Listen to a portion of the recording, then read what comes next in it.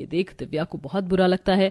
समय यूं ही गुजरता है और एक दिन बढ़ती गर्मी की वजह से और बार बार राजू की शिकायत करने पर दिव्या अपनी नंद के साथ जब दुकान जाती है तो वह राजू के लिए एक 20 वाली कोल्ड ड्रिंक लेती है। वहीं उसकी अमीर पड़ोसन दही लस्सी और 3 बोतल कोल्ड ड्रिंक लेती हुई गरीब दिव्या से कहती है, अरे दिव्या, ये क्या, इतनी गर्मी में तुमसे कोल्ड ड्रिंक की बोतल नहीं ली जा रही?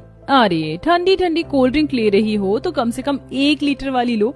मुझे देखो, मैं हमेशा अपने बच्चों को कुछ न कुछ ठंडा पिलाती रहती हूँ और इसीलिए मैं ये दही लस्सी और कोल्ड ड्रिंक लेकर जा रही हूँ। 1 लीटर कोल्ड ड्रिंक तो गरीब आदमी भी अपने परिवार को पिला सकता है। ले रही हो तो 1 लीटर की बोतल तो लो। भाभी, ज्यादा ठंडी ठंडी कोल्ड ड्रिंक पीना भी गर्मी में अच्छी बात नहीं, और राजू को ही तो पीना है, वो बच्चा है, उसके लिए 20 वाला कोल्ड ड्रिंक ही काफी है। काजल निशा को जवाब तो दे देती है पर दिव्या के मन में निशा की बातें बैठ जाती हैं।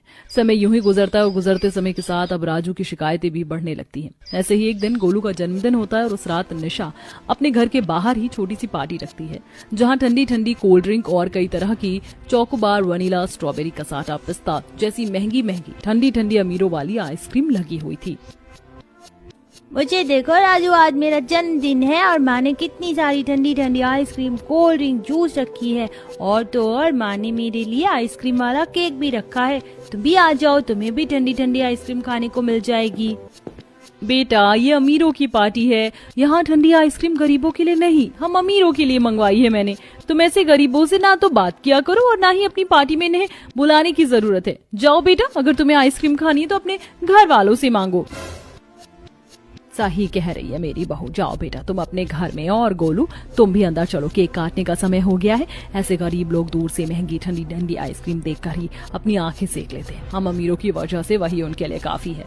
जब निशा अपनी सास के साथ राजू की गरीबी का मजाक बना रही होती है और उसे आइसक्रीम के लिए तरसा रही होती है तो ये सब कुछ काजल, दिव्या और सुमित्रा देख लेती है। आशा बहन, ये कैसी बात कर रही हो बच्चे से? कभी सोचा है कि उसके दिमाग पर क्या असर पड़ेगा? अरे बहन, मैंने तो बस सच बोला है। हाँ तो आंटी, आप अपना सच अपने तक ही रखिए, हम अपने बच्चों को खिला देंगे जो हम खिला सकते हैं। चलो राजू अंदर।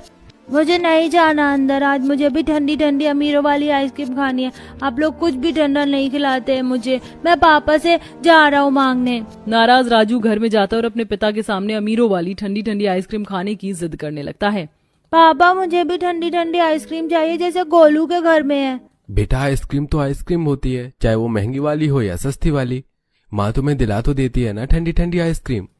पर मुझे बर्फ वाली आइसक्रीम नहीं चाहिए, मुझे भी वनीला चॉकोबार जैसी महंगी आइसक्रीम चाहिए। इस तरह राजू जमीन पर लेटकर रोने लगता है और काफी जिद करता है। रवि से अब और बर्दाश्त नहीं होता।